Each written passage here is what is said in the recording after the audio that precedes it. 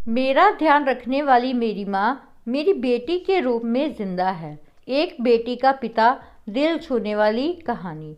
एक पिता ने अपनी बेटी की सगाई करवाई। लड़का बड़े अच्छे घर से था तो पिता बहुत खुश हुए। लड़के और लड़के के माता पिता का स्वभाव बड़ा अच्छा था तो पिता के सिर से बड़ा बोझ उतर गया। एक दिन शादी से पहले लड़के वालों ने लड़की के पिता को खाने पे बुलाया। पिता की तबीयत ठीक नहीं थी, फिर भी वह ना ना कह सके। लड़के वालों ने बड़े ही आदर सत्कार से उनका स्वागत किया। फिर लड़की के पिता के लिए चाय आई।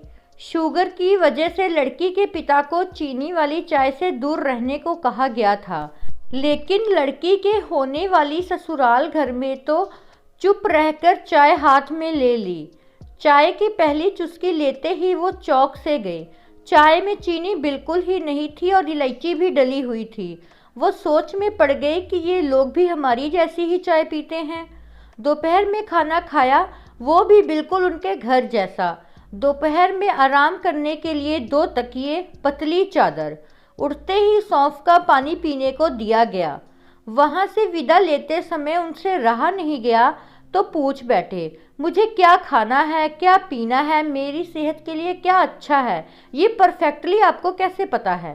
तो बेटी की सास ने धीरे से कहा कि कल रात को आपकी बेटी का फ़ोन आ गया था और उसने कहा था कि मेरे पापा स्वभाव से बड़े सरल हैं, बोलेंगे कुछ नहीं, प्लीज़ अगर हो सके तो आप उनका ध्यान रखिएगा। पिता की आंखों में वहीं पानी आ गया था। लड़की के पिता जब अपने घर पहुंचे तो घर के हॉल में लगी अपनी स्वर्गवासी माँ की फोटो से हार निकाल दिया।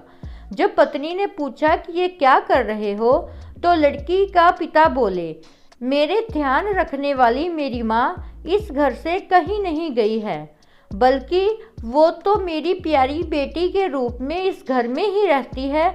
और फिर पिता की आंखों से आंसू छलक गए और वो फफक कर रो पड़े।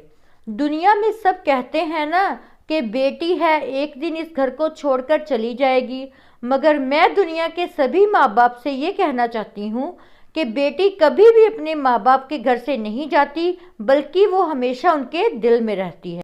दोस्तों, अगर ये स्टोरी आपको अच्छी लगे तो प्लीज़ चैनल को सब्सक्राइब करना ना भूलें। Thank you.